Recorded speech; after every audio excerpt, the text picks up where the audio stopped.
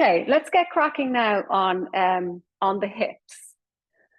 Okay, I need to set some timers here. Oh no, we're actually doing pretty good for time. Okay, so let's do hips for. I'm just gonna give myself some notes here to make sure I'm spreading it equally between the two. So let's give that 20 minutes. Say 20 minutes. Say 11, 15.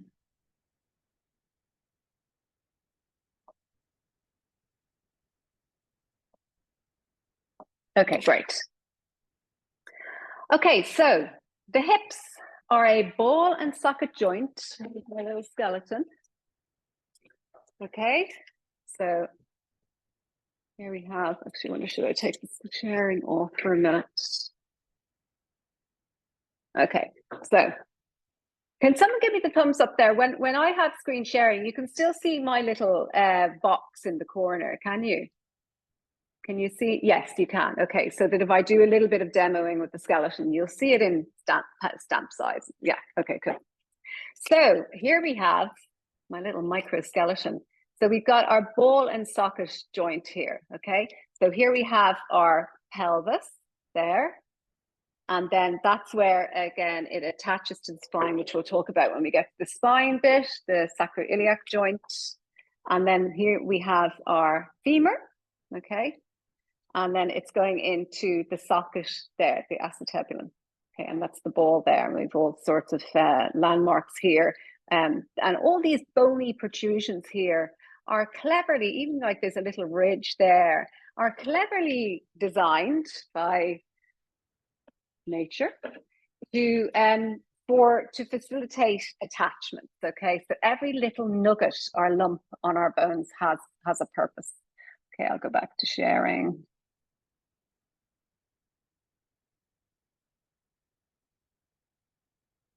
Okay, so it's a synovial joint, and we talked about the layers of a synovial joint, and it's a heavy duty usage. So it's really built for weight bearing as opposed to our shoulders, which are not particularly built for weight bearing. And it's where the ball is at the end of the bone and it sits in the socket.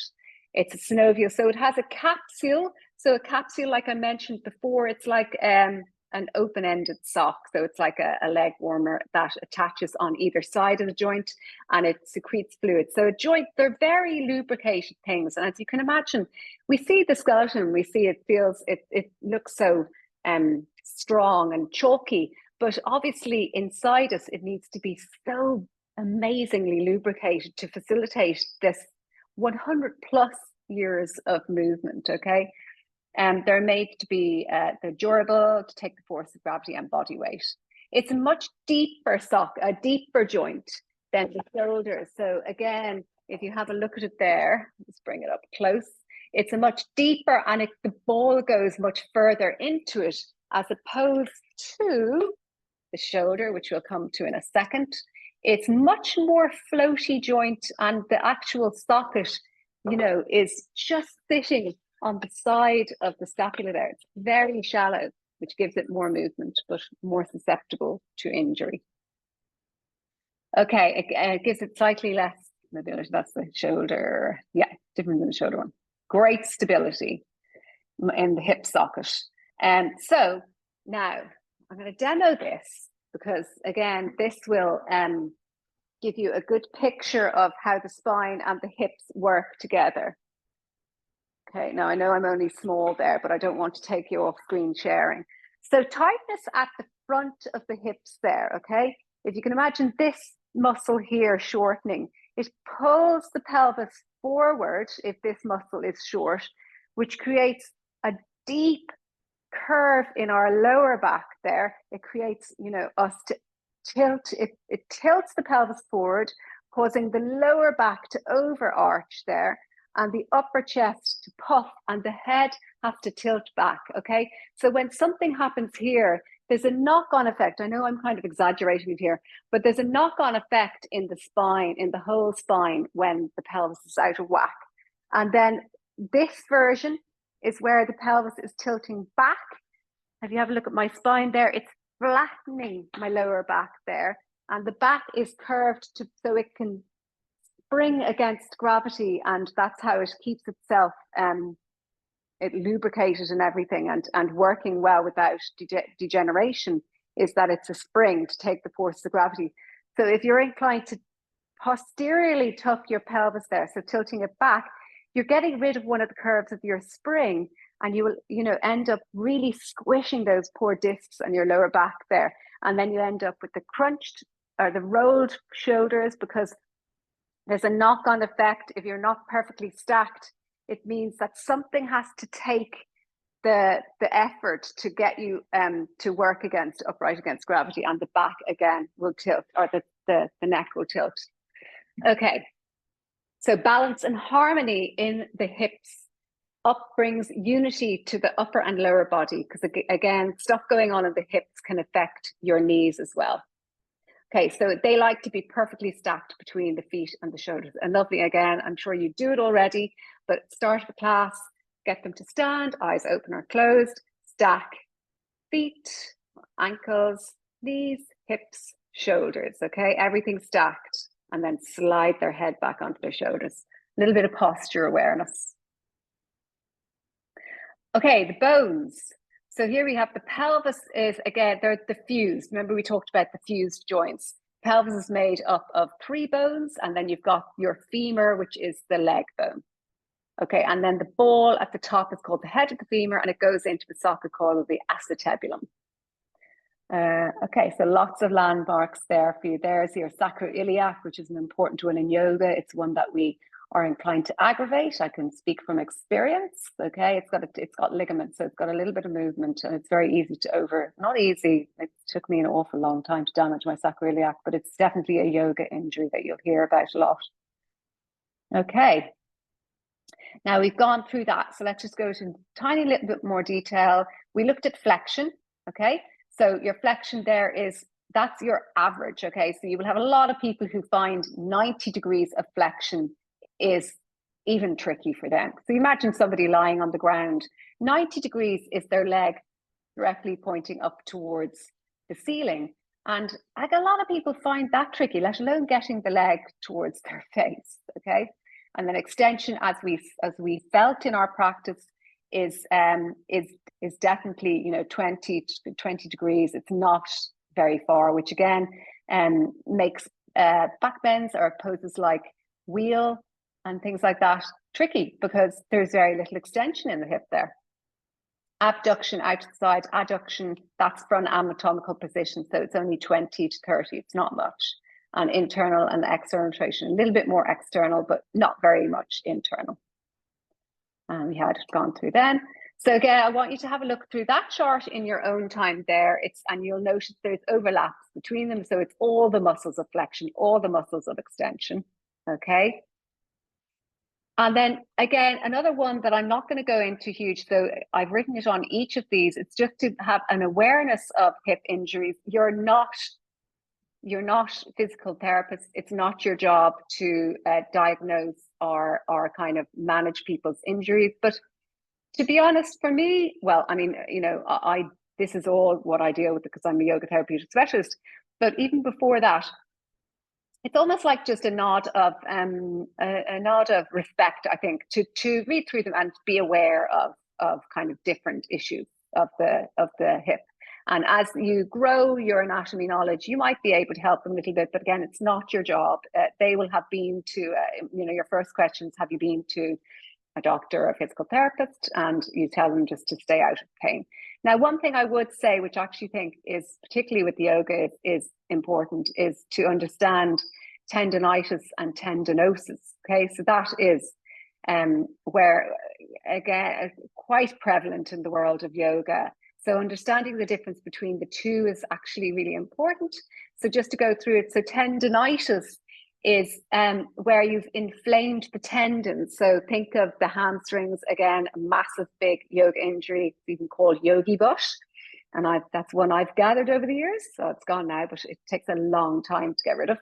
Is where you've irritated the attachment at the top of the hamstring, okay? So now this can happen in any muscle, but this is a good example. So you've irritated the attachment at the top of, let's say, the hamstring from aggressively taking forward folds. And that can take 2 to 3 months to heal. So it's something that takes a long time to heal. Tendinosis, which is where I went with my hamstring injury, because I've been doing yoga for like 30 years. So I was doing yoga in my 20s fabulously, but quite aggressively, and wasn't waiting the 3 months for my hamstring to heal. And then you end up with tendinosis. Is that where you haven't allowed the healing process, the healing cycle to complete? And then you, at the stage where it's not strong enough to take the stretch again, you go back into it and re-irritate it, and you can end up with quite a persistent injury. So that's the difference between those two, and you will definitely come up against them a lot when you're teaching. But just to understand them, it's just for you to understand them and for your own body and your own practice, but it's not for you to go and try and mend their tendinitis and tendinosis, okay? Have a read through them. Okay, so hip flexion. Now, we've talked about the bones and we've talked about the directions. So now we're on to our next layer, is where we're going to start putting muscles into this, okay? And for the purpose of this training, I'm going to just talk about the ones in the cream box, and you are going to have a look through the others, okay? Because we want to get cracking through this, and I don't want to overwhelm you with muscles. So you've got your iliopsoas, which is made up with the psoas major and the iliacus, okay? And they join together to make the iliopsoas, and it's a hip flexor. So that means it's lifting the leg up towards the hip, okay? And that's all you need to know about those two. So if you came away from this and you understood what the job of hip flexor was, which bones were involved, and maybe the name of those two muscles, you've done a cracking job of getting your head around anatomy. Okay, so poses, we've kind of gone through some of them, okay? So you can kind of start to build a picture of which poses in yoga will do that to the hip flexors. So I'm not going to go through all of them. Let's just take one as an example.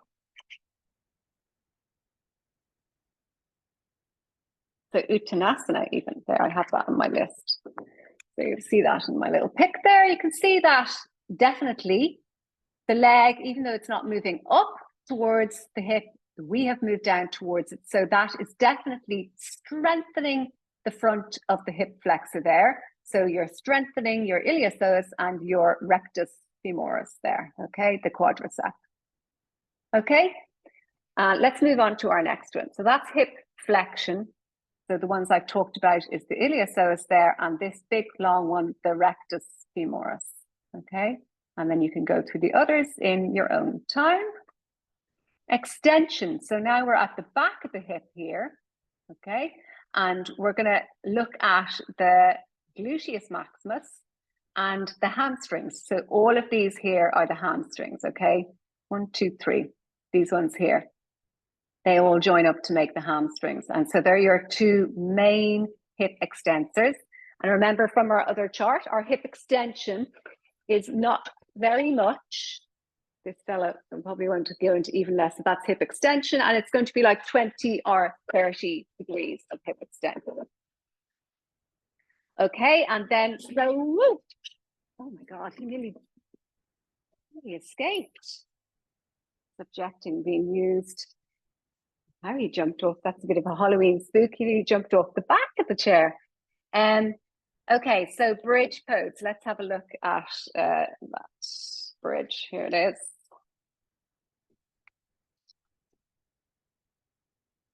So here you can see the back of the hip there is working hard to lift the hips up. Okay, so you're working the body again. It might not be going into massive extension. It kind of is a little bit. If you drew a straight line there, they're going back a little bit. But anything where you're pulling or kind of drawing the hip back is coming into extension. Okay. And then we move on to our next one. Abduction is bringing it out to the side. So will he let me do it? Is he going to complain? So abduction, the leg is going to come out to the side. So he is screwed into its joint there, but it's going to come out to the side like that. Okay. And then our main abductor is, again, my favorite muscle. I talk about it so much in all my trainings and the fascia trainings, and I teach a lot about it too, is the gluteus medius. So if you learned only one muscle in this 2 hours, I would suggest you kind of learn about the gluteus medius. So it's this muscle here. And gluteus minimus, they kind of work together. So they do very similar jobs. And it is bringing the leg out to the side there. So let's find a pose that does that. Warrior 3. Oh yeah, so warrior 3, remember I talked about the fact that it's not necessarily bringing it out to the side, but it is stabilizing. So, you know, you might argue that there's not very many yoga poses that use the gluteus medius, but because it's a hip stabilizer, you know, any of these poses is strong work for the gluteus medius because it's hugging the hips in towards the midline. Okay, but here would be one where it's actually bringing the leg out towards the side. Okay, pose. Okay, let's move on. And then adductors is bringing the hips in towards the midline again. Remember, I talked about anything from out to in is adducting.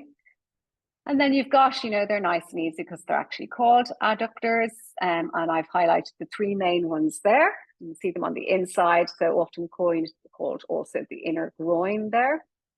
So things you can use, again, you know, it's you might say, well, there's not many poses that use adductors.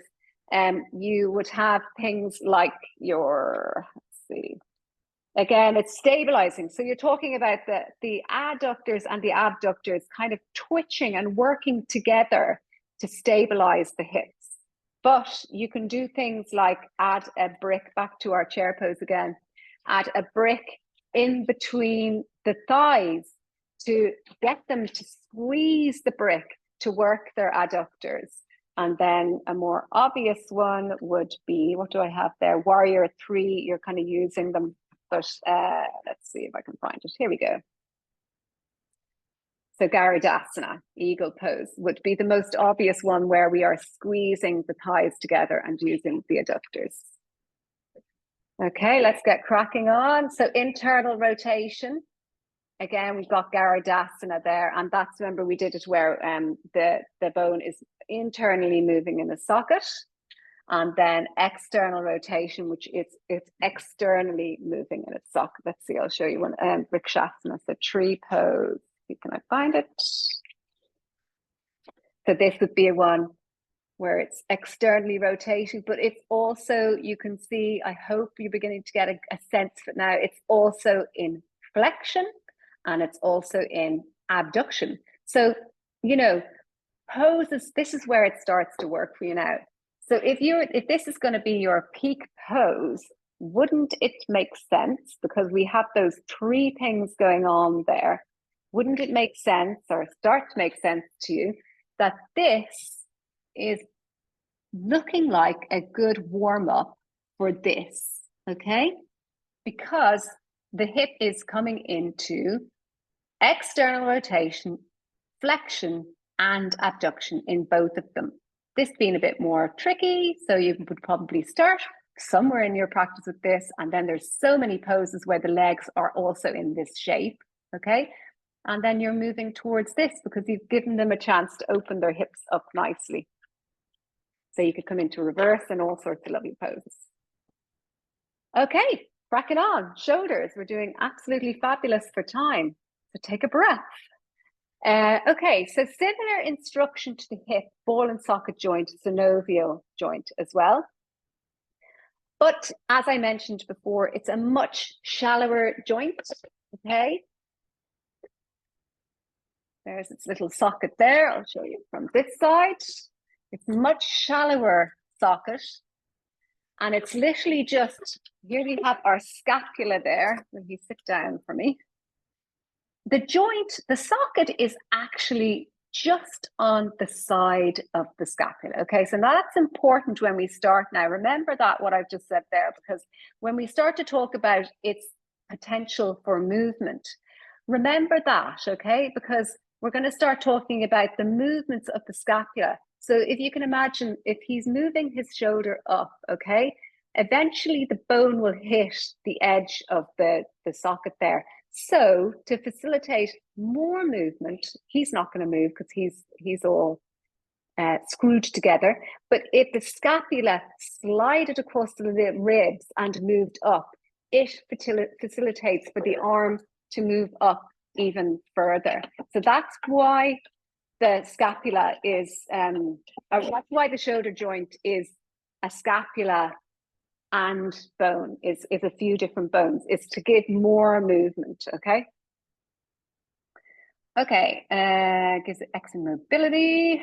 So tightness at the front of the shoulders will roll the shoulders forward, and as I demoed with the hips, that's going to flatten my lower back, and it's going to cause the pelvis to tilt back as well. So it's the same thing happening except from the top end.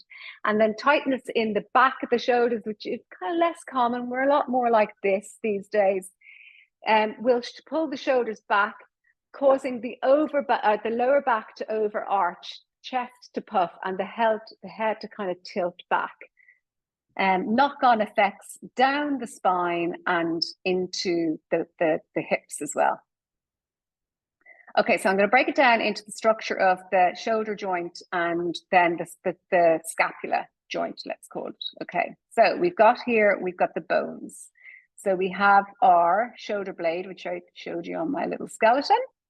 We have the humerus here, and the clavicle as well is part of the shoulder girdle. Okay, it attaches to this little arm here. Let's show you again. How do you have in my skeleton? Kind of like the pelvis, you know, the scapula is a very three-dimensional bone. That's why it can be kind of hard to get your head around when you're just looking at it in books. There's some really great anatomy apps that you can get, which give you more of the kind of three-dimensional, and you can scroll the anatomies around. I don't have one, but I've always intended to get one there, but I just got my skeleton set. So that's the acromion there. It's a little arm that comes up from the scapula, and this is the spine of the scapula. Of course, there are lots of muscles attached to, and that's what the clavicle attaches to here. You can see that little joint there. So that's the acromioclavicular joint, and that's considered to be one of the joints of the shoulder. And then the other one is here. Okay, that's the sternoclavicular. Here's my sternum. Here's my clavicle, sternoclavicular joint, and these are all, you know, additional joints to the one we classically know as the shoulder, because they give more, there's tiny little bits of movement in them that allow for more movement of the shoulder joint. Because we're so expressive with our arms, our shoulders are always, I mean, you know, when you get a shoulder injury, you know how much you use your shoulders, because it can be such a pain when one of them is out of action. And then there you have your glenohumeral joint, which is the main one, the ball and socket one. Okay. And then we talked about the movements of the shoulder already. So 180, so really good flexion, just a bit of extension, good abduction out to all the way up overhead. But then we flipped the arm to get this to roll the socket a little bit. And then adduction is kind of through the midline. Internal rotation, you can imagine a dot there, internal and external rotation. So we've more external rotation than internal. And there's your movements. Okay, now movements of the scapula. Okay, so now I've got a vesty top on. I might just tie my hair back because I have quite prominent scapula. So I'm going to show you the movements. So we've elevation, depression. Okay. So will I stop screen sharing? I might stop for just a second, just to show you my shoulders in action. Okay, so hopefully now you can see there my shoulder blades. So this is elevation. This is depression. This is protraction. You can see them sliding around the sides of my rib cage. And this is retraction. And then this is upward rotation. It might be a little bit harder to see. You can see the wings to the sides like this, upward rotation. And then this is downward rotation. Okay, so we'll go back into our manual and just have a look at what the implications for that are with movement, okay? So, it's on the shoulder. So it can also be considered a joint, but it's kind of, I think they call it a fake joint or something like that, because it slides along the ribs. Okay, upward rotation. Here we go. So elevation, which is where the shoulder blades go up, and depression where they come down. Retraction goes in, and protraction is where they move out. Upward rotation. I mean, I used to get really confused with upward and downward rotation, but think about it. They upwardly rotate when your arm is lifting up. And when you think about it, if say this is my shoulder blade here, and that's my humerus there, and that's the little socket there, okay? And that's my arm. And then if it moves up like this, and then it hits its end range, then if my shoulder blade rolls up, it gives the arm more space for it to move up, okay? So it comes up, it's hit the bone there, so the whole thing moves to give it more range of movement, and then downward is just the reverse. A chart for you to peruse in your time. Definitely one to have a good old look at, because it can be quite complicated in terms of getting your head around. You know, I would say hips are great. They're so easy to understand. Shoulders, much more complicated, because you've got the two different things going on. You've got the humerus, and then you've also got the scapula, and they both have movement ability. So it makes it a lot more complicated, but you'll get there. You'll get there at the end. It took me a while, but you'll get there at the end. And then the spine, it's kind of, in terms of movement, it's probably a bit more straightforward, but there's a lot more muscles. And because it's broken down into the different sections, it can feel a little bit more complicated as well. Okay, and then common injuries. Rotator cuff is going to be the one that you're going to encounter the most. So we'll talk about the rotator cuff in a minute now. That's the one that kind of, it's like, back to my leg warmer analysis, it's like the little leg warmer that goes around the whole edge, attaching the bone to the socket. And then you've got tendinosis and tendinitis there for the bicep. The bicep can be a tricky one. But in terms of yoga, you're really talking about the one that will show up most. But in fairness to yoga, it's not always from yoga, but it's just a very prevalent injury is the rotator cuff injury. Have a read through them yourself. Okay, rotator cuff. So it can often be called, if you have a pen there, you can just write it across the top. The sits is how I learned the muscle, S-I-T-S, sits. So you have supraspinatus, infraspinatus, teres minor, and subscapularis. Okay, so their main job is to stabilize the humerus into the socket, okay? Each of the muscles do have a movement capacity, but it's not their main job, okay? So they do the different movements. So the supraspinatus, this one up here, is going to abduct the bone out to the side. In fact, it takes responsibility for up to about 45 degrees, and then the deltoid takes over, okay? So it starts the movement of abduction. And then the infraspinatus and teres minor are external rotators. So they're ones that are good to work on if you've got a student that's very inclined to roll their shoulders forward, okay? And then internal rotation is the subscapularis, okay?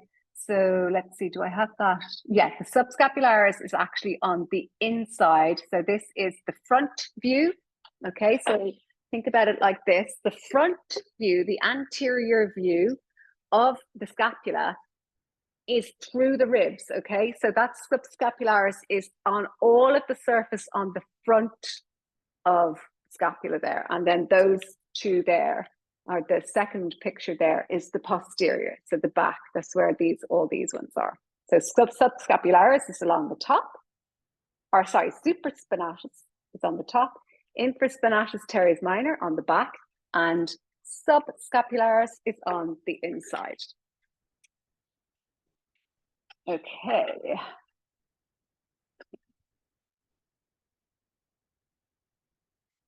Great. So let's move on to the movements of the scapula. Okay, so if you're going to think of, the two main ones now, some of the others you might be interested in, particularly ones like the levator scapula, this little one here, which can cause a hell of a lot of headaches. Literally, it's the one that's pulling the shoulders up towards the ear. So that's a good one to kind of massage out if you're into the MF4 rolling.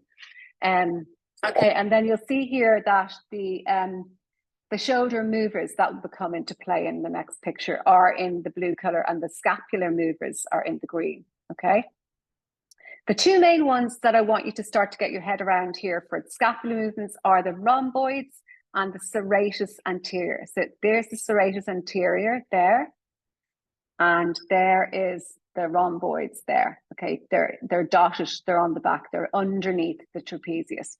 They are the ones that, so the rhomboids are the ones that draw the two shoulder blades together on your back, okay?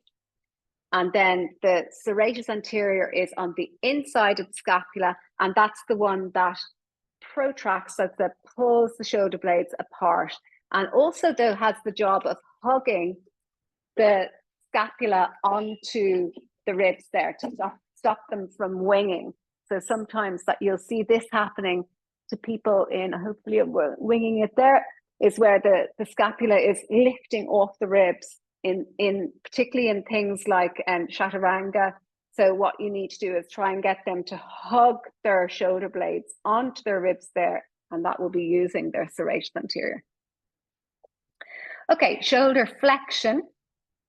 So we have, again, just a reminder, the scapular movers are the ones in green, and the ones in blue are the shoulder movers there, okay? Because when the joint is moving, the one, let's see, is that in a previous chart? I think there. Yeah, so let's just go back to this one for a moment. So when you bring the arm up into flexion, so the arm is coming forward, the scapula lifts up a little bit and it upwardly rotates to give more movement into flexion, okay? And then when you are bringing the arm back, the scapula comes down a little bit and it goes into downward rotation, okay?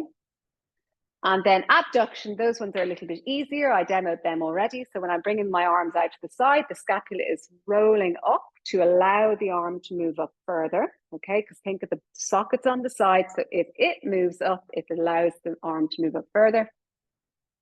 And then internal and external rotation, it's not a huge amount of movement. It's just protracting and retracting. Okay, so let's go back to our shoulder flexors. Okay, but for this now, so we've talked about what's happening in the scapula, but just bring it down a level now and just concentrate on what muscles are actually moving the humerus joint on the side of the scapula in that glenoid fossa. So you've got inflection, the pecs, there are your main shoulder flexors there, and the front section of your deltoid. So there, think about it, if your arm is moving up, what are the muscles that are going to fatigue? It's a great way to kind of work out what muscles are moving if you just can't get your head around it. Is what can you feel working, or what fatigues if I do it long enough? And it's actually great to bring your hand onto the muscle that's moving, because you'll feel it contracting, and that will help you to get an idea of where the muscles are, even if you don't learn the names of the muscles, okay? Okay, and then poses. Well, we've loads of poses. Let's just give a flexion. Here we go. We did it lots in our practice. So we got anything with the arms lifting up. Okay. And extension. So the lats, and again, we often, you hear lots of people talking about their pecs and their lats because they're the two ones. One is kind of lifting the arms up and the other one is lifting the arms back. But again, remember, here I am with my arm in extension, lats, lats, lats, lats, lats, lats, lats, lats, lats, lats, lats. Okay, that's all. But this is flexion. Sorry, I said extension. This is flexion. This is all extension. So the lats are working for that whole extent. And then in the reverse, flexion, flexion, flexion, flexion, flexion, flexion, flexion, flex. Okay. So for the whole movement, not just from, where the arms are down by the sides. That's why all those machines in the gym kind of work from where you would not expect them to work. Okay. So let's find a quick pose to do a quick demo of that. So where do I have?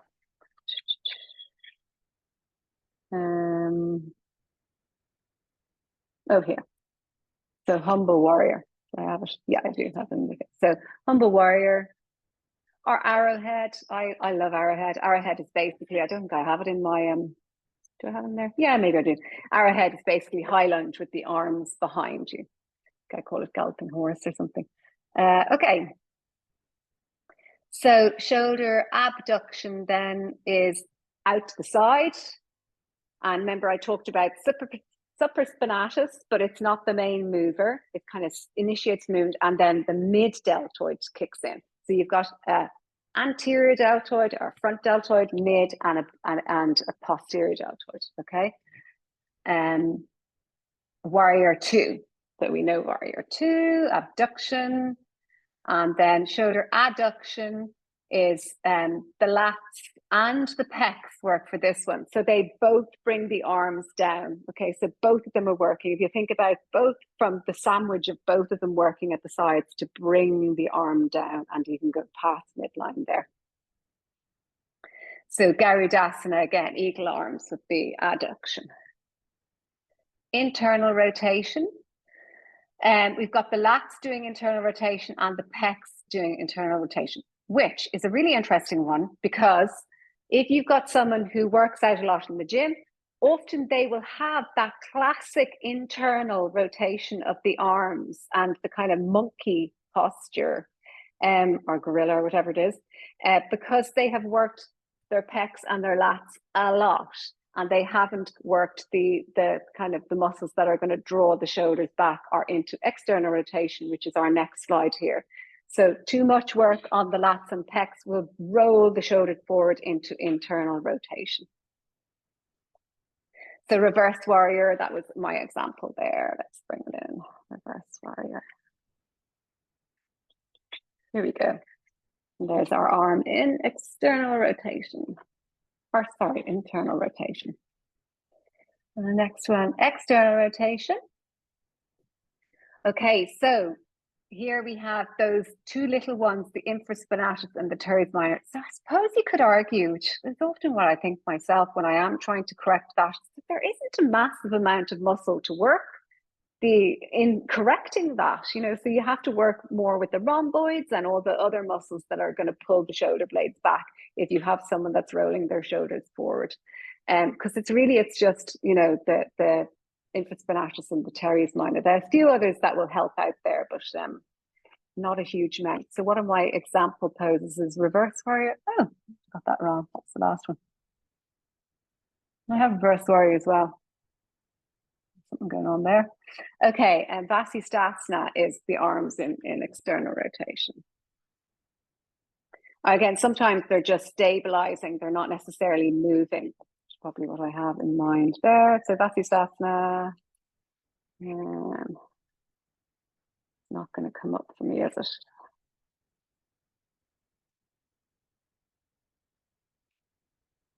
Let's find another one.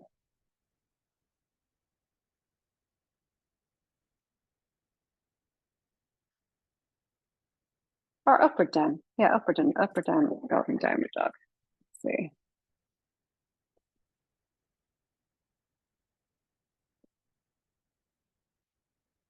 Here we go. So here we have the arms, and when we're in our downward dog, we are working on external rotation of the shoulders, which would be a good pose. Actually, you often find if you do have people who are quite rolled forward, it's a good pose to get them to bring their palms slightly externally rotated to try and correct that internal rotation of the shoulders. Yes, spine. Okay, so like the hips and the shoulders, the spine is also a synovial joint. But let's just go back to that I touched on at the start. So we've got the front of the spine. There's different components or different elements of the jointage of a spine. So let's see, where do I have that? I need 24 vertebrae, and in between each vertebrae is the disc, okay, and that absorbs impact and takes the pressure. I want to see where I have that. Yeah, so when it ruptures, it's actually the jelly inside the disc that creates the irritation around the surrounding surrounding tissues.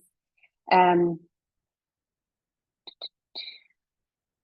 sure I have that somewhere. I think I might have taken some of it out. The body of the vertebrae, 2 points, one side each cast. There we go. So my third point down there. So the vertebrae. Each vertebrae, the body of the vertebrae that's the other type of joint, and then the 2 points either side of the facet. That's the little alien arms there. So they're the facet joints. So when we talk about the joints of the spine, we're talking about these little alien arms there, because they actually slide against each other and hit against each other to stop you going into too much extension in and flexion. I suppose extension the front. So the discs are really the ones that take the brunt of it from when you're coming into flexion. Okay, and then what was it I called that again? Was I've forgotten it. Cartilaginous joint. Okay, so the vertebrae, in between the vertebrae is the cartilaginous joint, and then all those little arms that kind of stack on top of each other, the facet joints, are the synovial joints. Okay.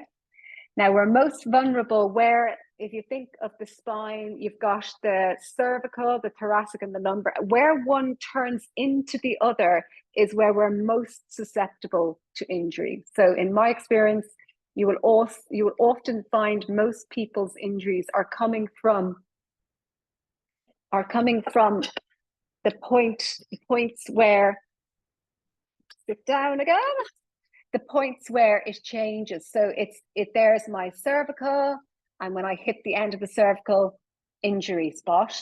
That's my thoracic, where I come to the end of my thoracic, injury spot. And then where I come to the end of my lumbar there into the sacrum, another potential injury spot. And it's just like, I'm not quite sure why. I probably just, the change of direction, the change of the forces in that spot is what creates you to be more prone to injury. Okay, so I talked already about the curves of the spine. We're trying to maintain those curves because they protect the spine against the force of gravity, and when we're moving and bobbing up and down and running and things like that. Let's see if the hips are tight. If the shoulders are tight at the front, this causes the upper spine to round forward. We kind of talked about that already when we were talking about the shoulders. And if the hips are tight, again, we talked about that when we were talking about the hips. So really, I suppose my message there is the spine is really susceptible to what's happening above and below it. And if one thing is doing the wrong thing, the spine will kind of, as a result, take the brunt of it. There you have your bones, so 24 vertebrae, and the little, I wouldn't call it a rhyme, but the little logic, I can't remember what they're called. The way of learning things is that it's a bit wishy-washy, but it helps. We have breakfast at 7 o'clock in the morning. We have a lunch at 12, and we have our dinner at 5. It's just kind of some way of trying to learn your how the vertebrae break down. Okay, so you've lordotic curves in your cervical and your lumbar, and then kyphotic in your thoracic. So movements of the spine. Before I go into the movements, I think I probably touched on it in, yeah, I did touched on it in the intro page, but I didn't go through it all. So our cervical spine, okay, your neck and your lumbar are free floating. So they're much more prone to injury than the thoracic. And what I mean by that is each thoracic vertebrae is attached to each of the 12 ribs, which makes it much, much, much more of a solid mass, which can make movement in it a little bit harder, but it means that it's less, unless you have an impact injury, it's less inclined to be injured. Whereas the cervical and the lumbar, they really, I mean, the cervical in particular is so exposed. The lumbar does have organs around it to a certain degree, and particularly the abdominal organs, which are going to protect it. But they're the more injurious areas. Okay, and then here's our movements, which we kind of have talked about already. So again, have a look through that in your own time there in terms of the breakdown of where that movement comes from in each of the sections. And there they are. And again, have a look through them yourself. Common injuries. Now, again, I want you to read through this yourself, but just one thing I do want to note is that the whole idea of a slipped disc is incorrect language, okay? The disc is firmly wedged in between each of the vertebrae, and the slip disc makes it sound like the whole disc with the jelly in it just slipped out to the side. It does not move. But what does happen is you either have a herniation where it's ruptured, or a bulge where it's just literally, think of a balloon where it's just bulged out to one side and it can press on nerves. So again, it's not, I have it written at the top, it's not your job to diagnose, it's not your job to look after them from a PT point of view. But if a student comes to you and says they have a slipped disc, it might be of interest to you to find out whether it's ruptured or whether it's bulging, because the rupture will cause a lot more inflammation than the bulging one. Okay. Now, I know we're focusing on the hips, shoulders, and spine, but the core definitely needs a good mention here. So we've got our core capsule, which, particularly when you come to the spine, it's one of the most important supports for the spine, and it's heavily involved in the breath as well, which is another day's work. So it's the back of the core. The other thing is to remember that it's not just the front, that it's got a back as well. It has a base, which is the pelvic floor, and it has a top, which is the diaphragm. So think of it as a capsule rather than just the front of the body there. Okay, and then also one of the really important ones is the transverse abdominis, so the TVA. It's not a movement one, but it's the one that compresses all the organs. So it's a really important one for the security and stability of the spine. If you're working with someone with lower back problems, the TVA work is a really good one to look into. Okay, and again, lots more information there that you can kind of have a look through in your own time.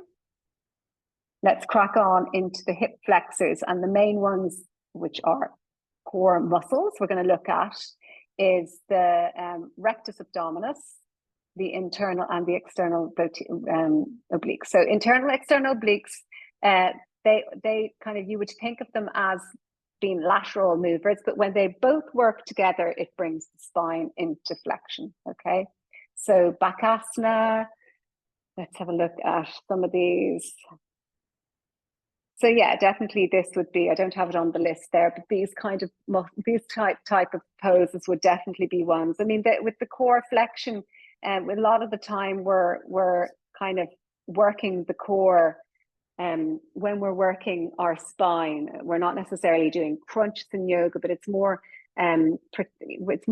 using gravity and the core to suck in against gravity. So I always use that cue of draw your navel in towards your spine, just to get your students to support their lower back and get them to use their breath to work with the core as well. rather than doing loads of crunches. Now, I do some directed work too. Okay, and then we have the extensors on the back. Then you've got the back of the spine.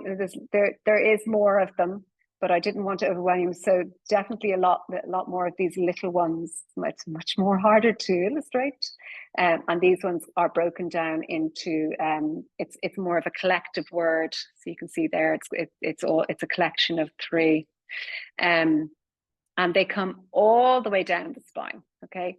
And the quadratus lumborum would be one of the main ones. I only have one side showing there, but obviously they're going to be on both sides when they are extending the spine. And the quadratus lumborum, it's like a triangular shape there, and it attaches to the top of the pelvis there and onto the protractions on some of the ribs there, or on some of the vertebrae and the ribs too. One of the most important ones for hip stability, but also for lower back stability too.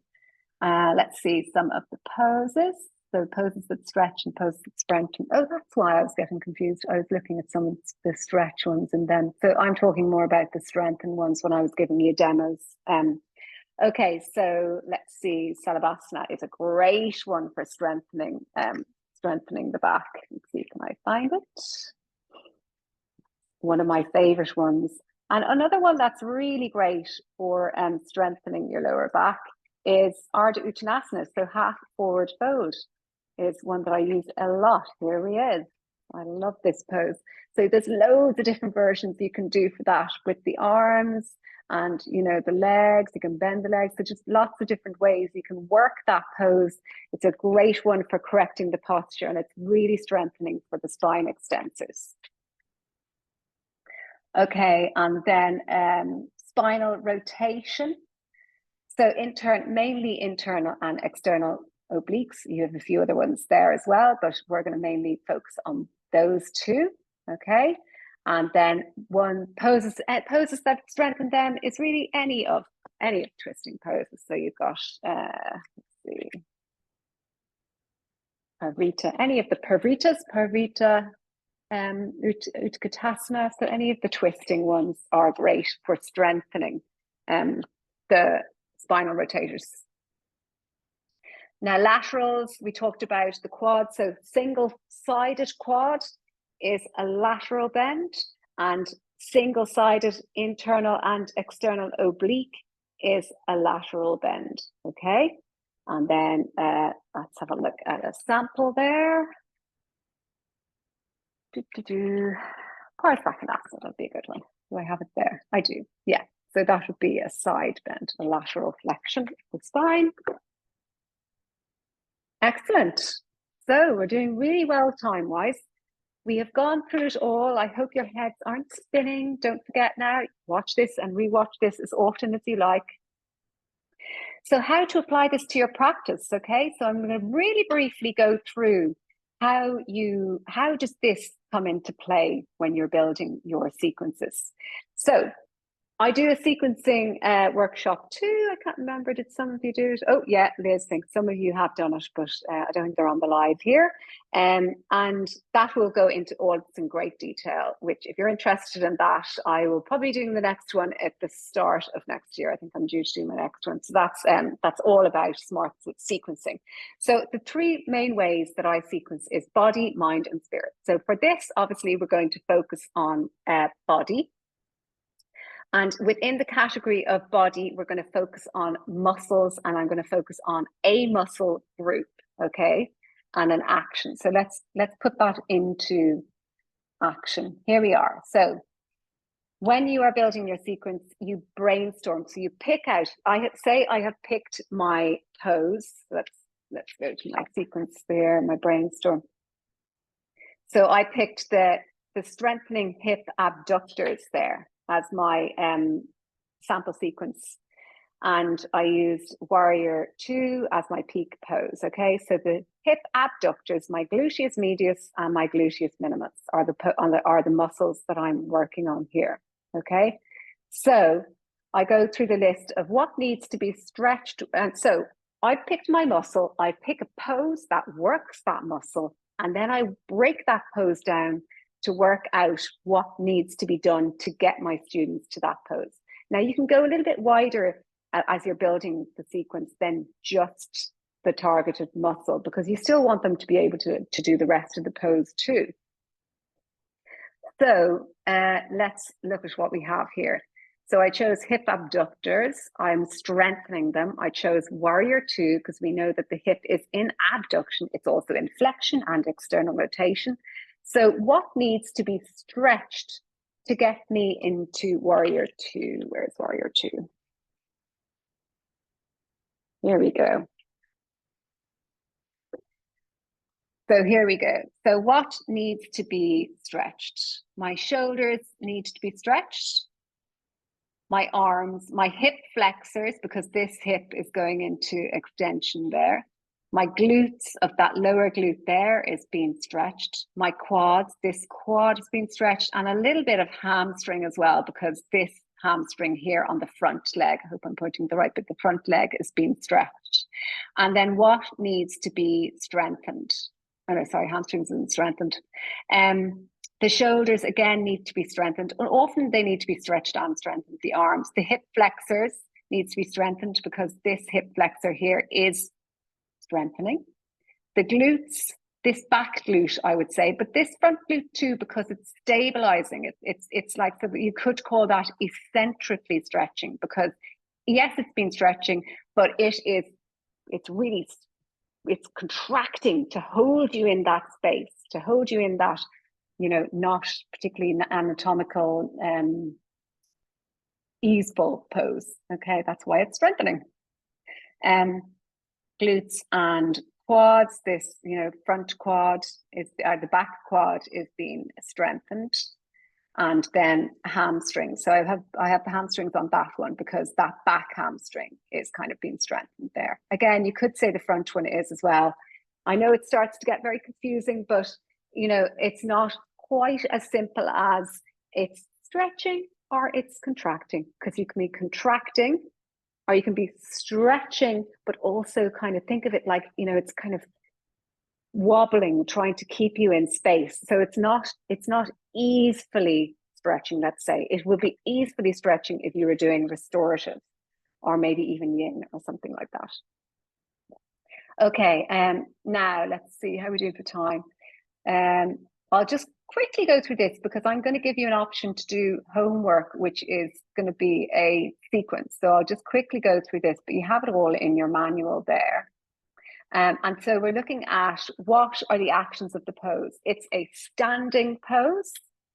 It's strengthening our outer hips and it is strengthening the legs, okay? And what other poses have the same action? So literally you can go through all your poses and work out which poses. So you can either do like what we did earlier, where I just look at the limb. You could argue that, you know, gate pose is very similar. So that's a really good warm up for that. If you just kind of break down the poses, look at what the legs are doing there, and then look at what the legs are doing there. It's very similar. Sometimes I even do gate pose and I will get them to bend that front leg. And then basically they will be in, imagine if that leg is bent, they're basically in warrior legs from a kneeling position. So it's a lovely way to warm them up towards that. Okay, so, and then what are the energies of the pose? It's another way of working out, you know, here I am, here's my pig pose. Where do I start? What do I start building my practice with?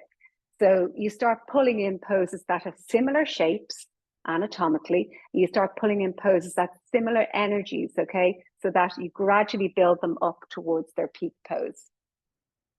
And then here we have it. So I have my peak pose here. And then I have some poses that are going to warm up the hips. There, we talked about that one, and this is going to be warming them up. And here's some standing poses that are going to be warming up the hips. You can see they're in the same pattern. Here's external rotation. That's just doing it on both sides. And here we have a bit of stretching the hamstring. Here we have flexion, abduction, external rotation, flexion, abduction, external rotation. and strengthening to the outer hips here. So here we have it all going on, moving towards here. And then a cool down. So sometimes you want to do the opposite to what they did here, okay? So if I have my legs abducted, I want to pull them in towards center, okay? So sometimes doing the opposite or just a general cool down. And here's our pose, or here's our sequence. So we've got plenty of warm-ups going on here. And then I've got my standing flow, 2 standing flows, and then my cool down flow there. Okay, so let's exit out of that. Great. So we're done, and we got it done in the 2 hours or just about. Now, what I am going to do is, let's see.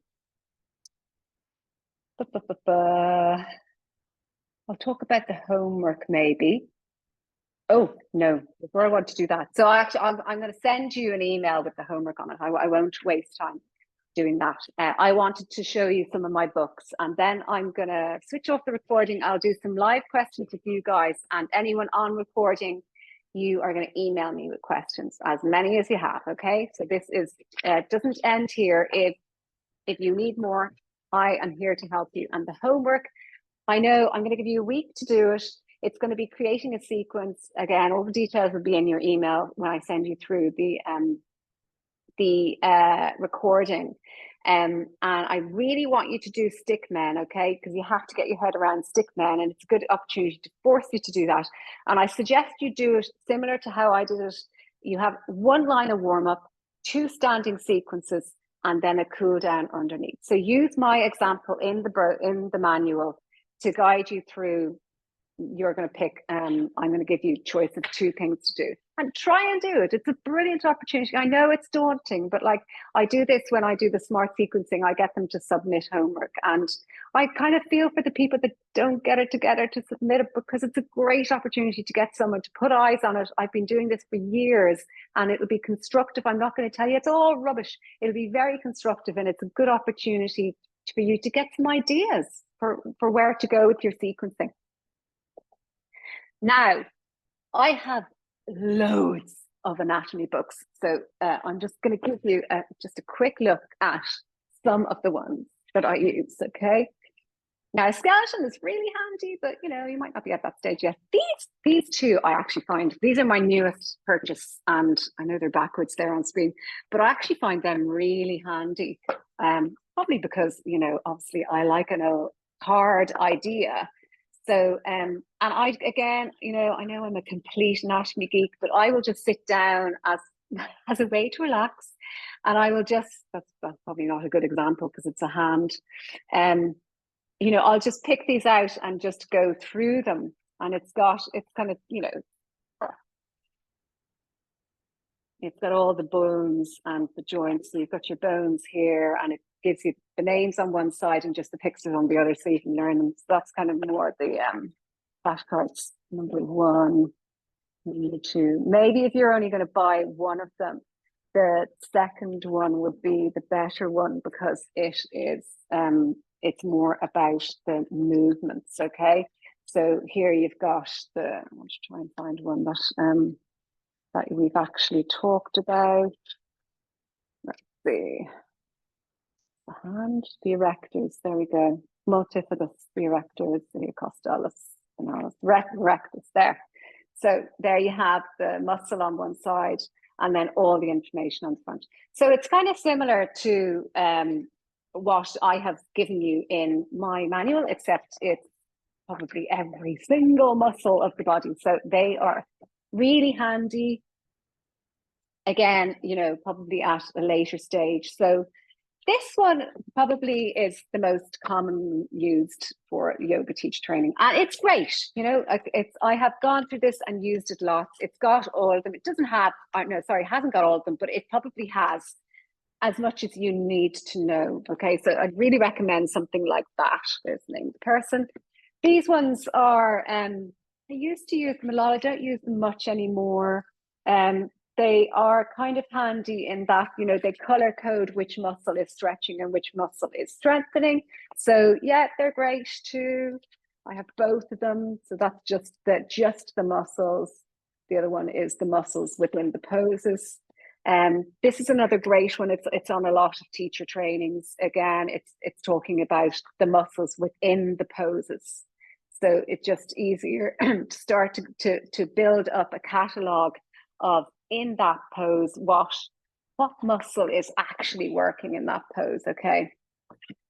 Now, strictly speaking, it doesn't have a really great anatomy section, but this is a fantastic book. I think when I did my first 200 hours, it wasn't on the curriculum, but I read it from cover to cover, and actually I felt, wow, I actually think it should be on most curriculums. I think it's a really great book.